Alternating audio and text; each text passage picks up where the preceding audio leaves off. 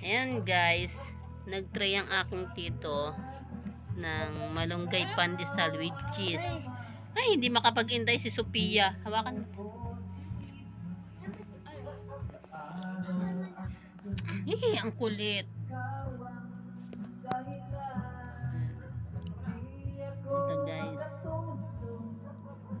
Yan, kinagat na ni Sophia yan kanina. Kasi, kay Siren pala yun. So, ito. Yan.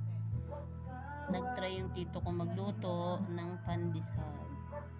At, ayan na nga. Ang sarap. May cheese sa loob. Salamat kay Tito Sloy sa kanyang lutong pandesal. So, guys, kain po kayo. Try nyo din. Madali lang siya para kay Tito Sloy. First time niyang ginawa.